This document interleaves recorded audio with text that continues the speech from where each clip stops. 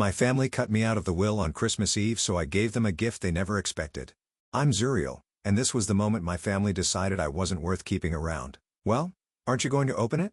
My sister Michaela's sugary sweet voice cut through the tension in our family's living room. She sat perched on the arm of Mom's favorite leather chair, already wearing the diamond bracelet they'd given her moments earlier. The crackling fireplace and twinkling Christmas tree felt like a mockery now. I carefully broke the seal, aware of 4 pairs of eyes boring into me. The lawyer, Ernest, shifted uncomfortably in his seat, not exactly your typical holiday guest. I don't understand, I said, my voice surprisingly steady as I read the document. You're cutting me out of the will completely? Mom, Vanessa to her society friends didn't even look up from her wine glass. It's for the best, dear. You've made your choices, and we've made ours. My choices? I laughed, but it came out hollow. You mean starting my own business instead of joining the family company? A bakery. Dad's voice dripped with disdain. We spent a fortune on your education, and you want to spend your life making cupcakes. They're not just cupcakes, Dad. It's my dream. Dreams don't pay bills. He cut me off. Michaela understands responsibility. She's already showing real promise at the firm.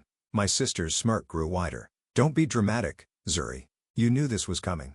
I mean, what did you expect? I folded the paper carefully, my hands trembling slightly. The Christmas tree lights reflected off the glossy paper, creating dancing patterns that reminded me of the sparklers we used to wave around as kids, back when family meant something different. Actually, I stood up, smoothing my dress. I expected better from my parents. Silly me.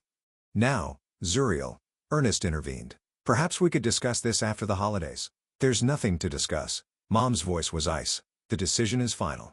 I walked to the coat rack, pulling on my winter jacket. The wool felt scratchy against my neck, or maybe that was just the lump forming in my throat. Where are you going? Dad demanded.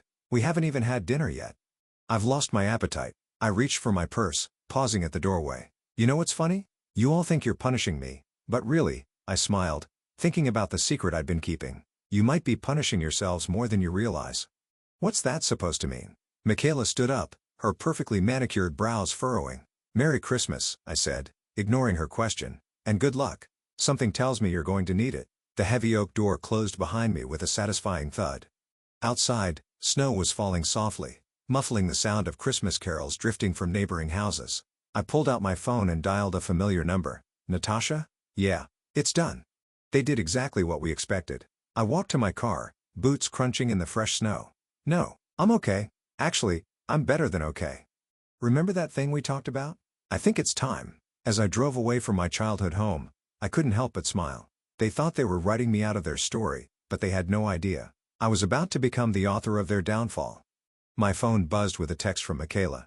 Hope you're happy with yourself. You've ruined Christmas. I typed back quickly. On the contrary, sis, this is the best Christmas gift I could have gotten. Freedom. Turning onto the main road, I headed toward downtown where my real future waited. The family might have their precious will, but I had something better. A plan. And thanks to their own oversight, I had the means to execute it perfectly. The vacation house they'd carelessly left in my name years ago would fund my dreams and their nightmare. They just didn't know it yet. Some legacies aren't inherited, I whispered to myself, watching the family mansion shrink in my rearview mirror. They're built from scratch, just like the perfect cake. The snow kept falling, covering my tire tracks, erasing any trace of my presence from their perfectly manicured driveway.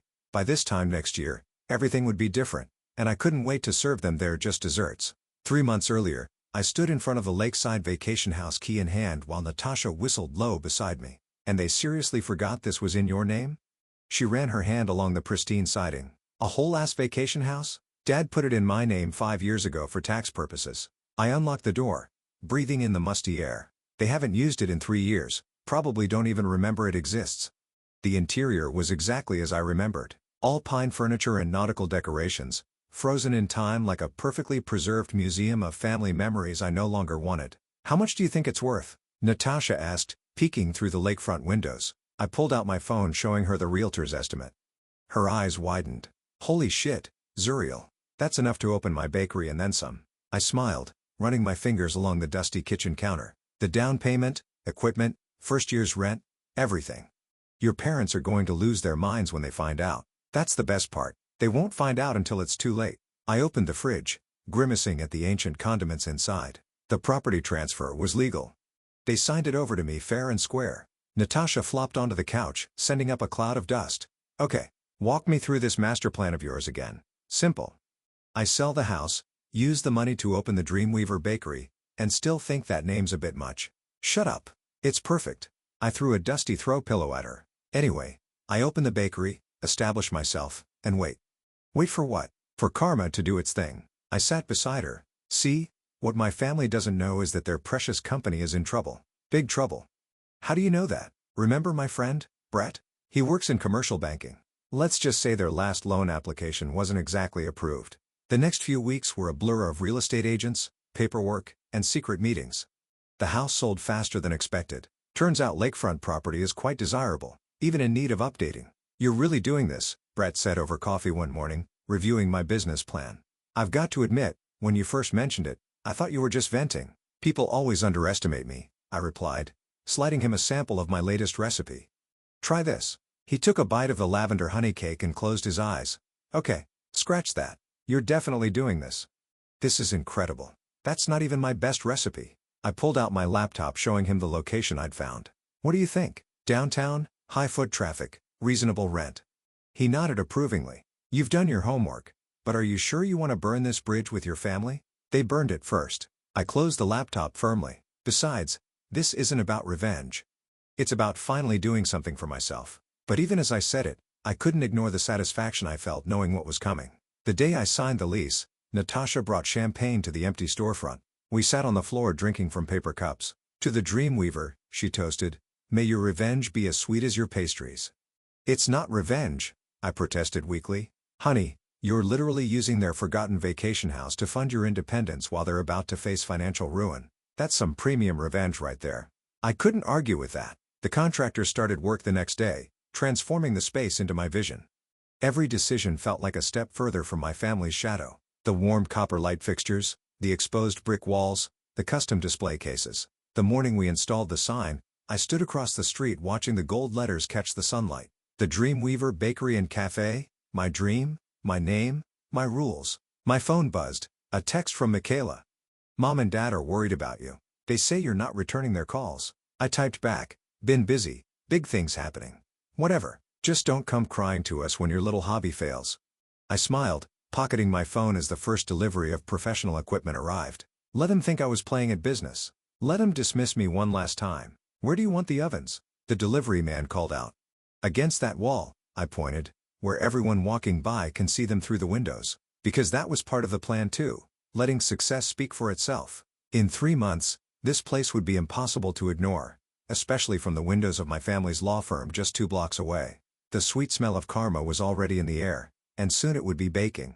We've got another line out the door. Sarah, my newest hire, called from the front, and 3 more wedding cake consultations just booked online. I wiped the flour from my hands and peeked through the kitchen door. The morning sun streamed through our front windows, illuminating a queue of eager customers that stretched past the neighboring shops. 3 months in, and the Dreamweaver had become the talk of downtown. Your red velvet cake just got featured on Food and Wine's Instagram, Brett announced, walking in through the back door. He'd taken to stopping by most mornings, usually with local business news and a hungry look in his eyes. Here, I handed him a fresh cranberry orange scone, payment for being my unofficial business advisor. Speaking of business, he lowered his voice, glancing around. Word on the street is your family's firm isn't doing so hot. They've had to let go of 3 junior partners already. I concentrated on piping delicate roses onto a wedding cake sample. Is that so? You know, most people would feel bad about their family struggling. Most people's families wouldn't disown them over following their dreams. I set down the piping bag. Besides, I warned them, sort of. The bell above the door chimed, and I heard Natasha's familiar laugh. Oh my God, you have to see this. She called out, waving her phone. The local paper just published their best of downtown list. Guess who's #1 in the food category? Before I could answer, my phone buzzed. Michaela's name flashed on the screen. Well, I muttered, answering. To what do I owe the pleasure? Is it true? She didn't bother with hello. You're the one who bought that building on 3rd Street? I smiled, remembering the offer I'd made last week. The success of the Dreamweaver had left me with enough capital to start investing in real estate. Actually, I'm in the process of buying 3 buildings on 3rd Street. Why? She paused. That's where Dad was planning to expand the firm. Oh, really? I sprinkled edible gold dust on a batch of macaron. Guess you'll have to find somewhere else. Property values are crazy downtown these days. You're doing this on purpose, aren't you? Doing what? Running a successful business? Making smart investments? Isn't that what you all wanted me to do? The line went quiet for a moment. Mom wants to know if you'll come to dinner next week. Sorry, can't. I'm catering the mayor's daughter's wedding. But, hey, feel free to stop by the bakery sometime. We make an amazing humble pie. After hanging up, I turned to find Brett and Natasha staring at me. That was cold, Brett said. But he was grinning. That was perfect, Natasha corrected. But you never told me about the buildings on 3rd Street because I just finalized the paperwork this morning. I pulled out a folder from under the counter. 3 historic buildings, prime location, and guess who's going to be my first tenant? Who? That artisanal coffee roaster you love. They're opening their flagship store. I showed them the lease agreement. Between their rent and the Dreamweaver's profits, I'll be able to buy 2 more properties by year's end while your family's firm downsizes, Brett mused. That's some masterful chess you're playing. A commotion from the front interrupted us. Through the kitchen window, I spotted my mother's perfectly coiffed hair in the crowd.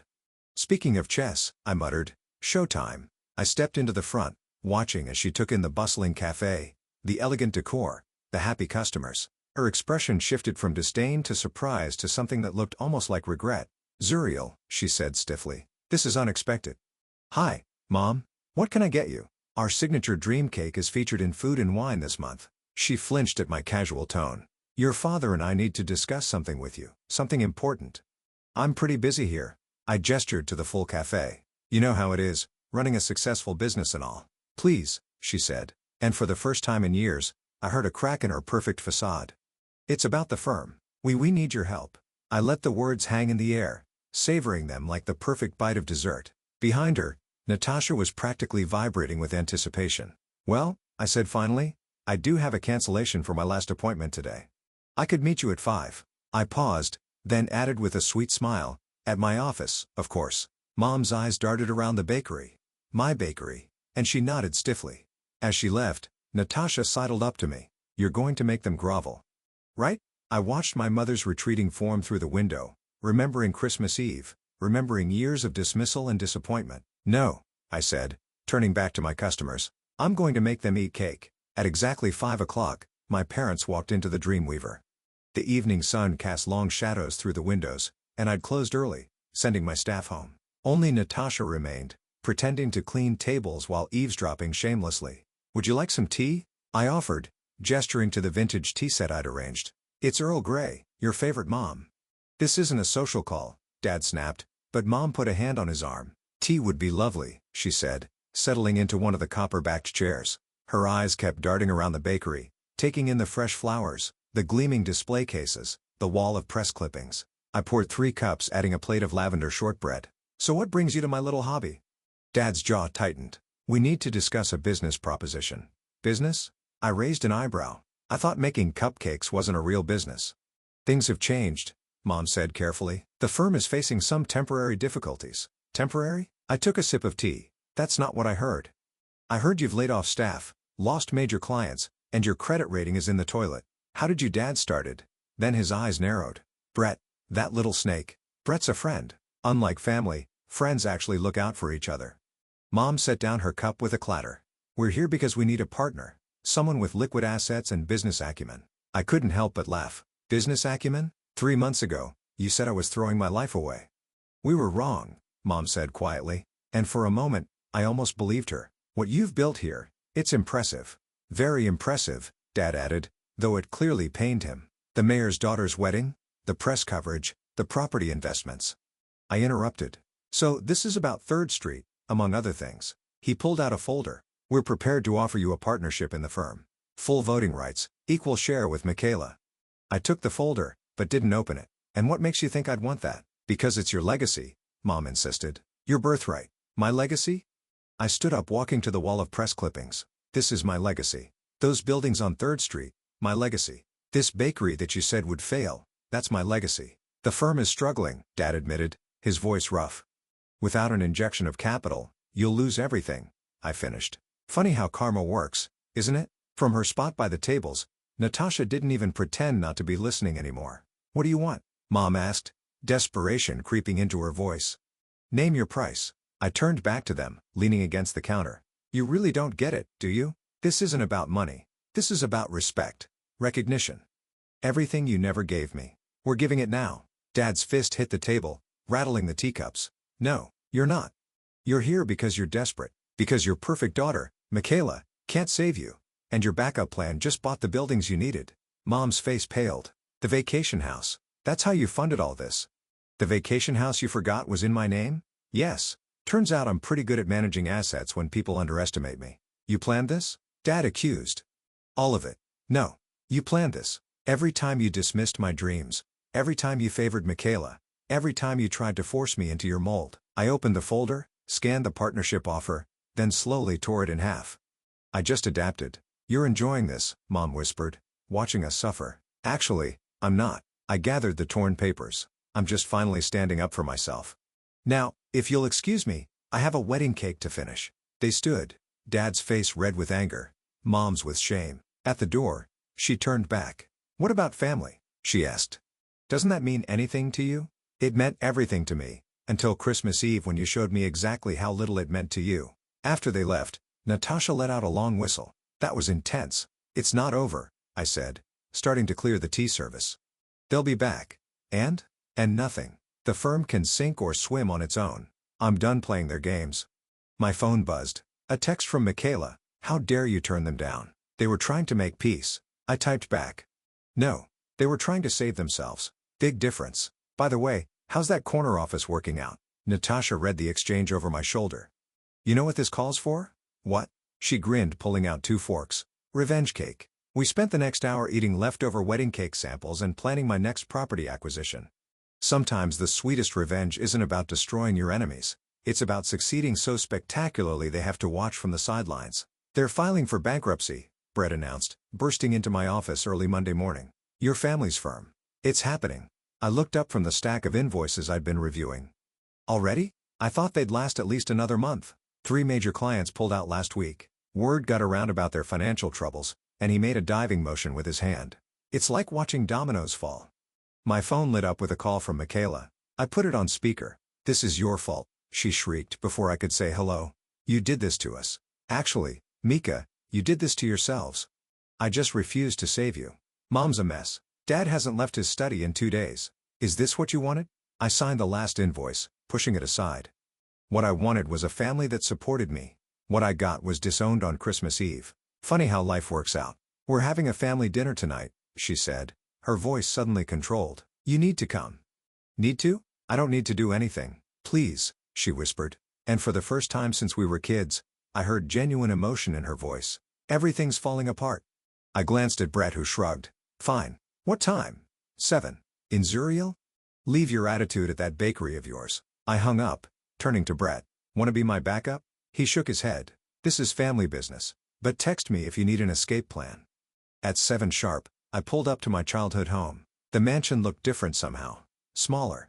Less intimidating. Like seeing a childhood monster in daylight and realizing it's just a shadow. Michaela opened the door before I could knock. They're in the dining room. Try not to make things worse. Lovely to see you too, sis. The dining room was a museum of uncomfortable memories. Formal dinners, lectures about responsibility, countless disappointments. Mom and Dad sat at opposite ends of the massive table, a feast laid out between them. You came, Mom said softly. I'm curious by nature. I took my old seat. So what's this about? Dad cleared his throat. We've made mistakes. Serious mistakes. The firm, Mom started. I know about the bankruptcy, I interrupted. Brett told me this morning. Of course, he did, Michaela muttered. We've lost everything. Dad continued. The house will have to be sold. The cars? The vacation homes? Home, I corrected. Singular. I already sold the lake house, remember? Mom flinched. We deserve that. But, Zuriel, we're still family. Are we? Because the last time we had dinner together, you handed me disinheritance papers as a Christmas gift. We were wrong, Dad said, and the admission hung heavy in the air about everything. The firm, your bakery, you. The Dreamweaver is worth more than the firm now. Michaela added bitterly. Happy? I pushed my untouched plate away. What do you want from me? A chance, Mom said, to make things right, to be a family again. And the fact that I'm successful now has nothing to do with it? We're not asking for money, Dad insisted. No? I raised an eyebrow. Then what are you asking for? Forgiveness, Mom whispered. A fresh start. I stood up, walking to the window. Outside, the garden where I'd once dreamed of having my wedding was overgrown. Another casualty of their financial collapse. You know what's ironic? I turned back to them. If you'd supported my dream from the beginning, I probably would have helped you now. But you made me prove myself by fighting you every step of the way. We know, Dad said. And we're sorry. Sorry doesn't fix years of dismissal. Sorry doesn't erase Christmas Eve. Sorry doesn't then tell us what will. Michaela burst out. Tell us how to fix this. I looked at each of them. Mom's perfectly maintained facade cracking. Dad's proud shoulders slumped. Michaela's mascara-stained cheeks. Time, I said finally. Time and proof that you've actually changed. Not because you need something from me, but because you actually understand what you did wrong. And until then? Mom asked. I reached into my bag, pulling out a small box. Until then, you can have this. It's a new recipe I've been working on. I call it Humble Beginnings. Dark chocolate with a hint of bitterness covered in gold leaf. Is this a joke? Michaela asked. No, I replied, heading for the door. It's a reminder. Sometimes you have to lose everything to appreciate what you had. Zuriel, Dad called after me. Will we see you again? I paused in the doorway. The bakery is open Tuesday through Sunday, 9 to 6. You know where to find me. Walking out, I felt lighter somehow. Not because I'd forgiven them. That would take time. But because finally, after all these years, they were the ones watching me walk away. The morning after the family dinner, I arrived at the Dreamweaver to find Michaela waiting outside, still wearing yesterday's clothes. Have you been here all night? I asked, unlocking the door. No, just since 5. She followed me in, dark circles under her eyes. I've been thinking about what you said, about proof. I started my morning routine, firing up the ovens and checking the prep list. And I want a job. The measuring cup I was holding clattered to the counter. Excuse me, I want to work here, for you. She straightened her shoulders. I need to understand. Understand what? Everything. How you did this. How you knew it would work. How you're so confident now. I studied her face for any sign of manipulation. You've never worked a service job in your life. I know. She swallowed hard. I'll start at the bottom, washing dishes, sweeping floors, whatever you need.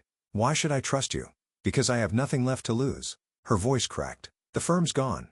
My savings are gone. My apartment. She trailed off. Let me guess. Dad was paying for it? She nodded miserably. Fine. I tossed her an apron. Start by wiping down all the tables, then we'll talk. For the next few hours, I watched my perfectly manicured sister scrub tables, mop floors, and learn to operate the industrial dishwasher. She didn't complain once. Your hands are bleeding, I noticed during the lunch rush. She looked down at her cracked red knuckles. It's fine. I deserve worse. Here. I handed her some hand cream. First lesson of service work. Take care of yourself or you can't take care of business. The bell above the door chimed and Mom walked in. She froze at the sight of Michaela in an apron serving coffee to customers. What are you doing? She asked, horrified. Working, Michaela replied. Table 6 needs more napkins, Zuriel. On it, I called back, watching Mom's reaction. But you're a lawyer. Was a lawyer, Michaela corrected. Now I'm learning how to make an honest living. Mom turned to me. Is this some kind of punishment? No, I said, arranging pastries in the display case. This is her choice. First real one she's ever made, probably. I came to tell you. Mom hesitated. We sold the house. We're moving into a small apartment next week. Good, I replied. Maybe you'll learn something too.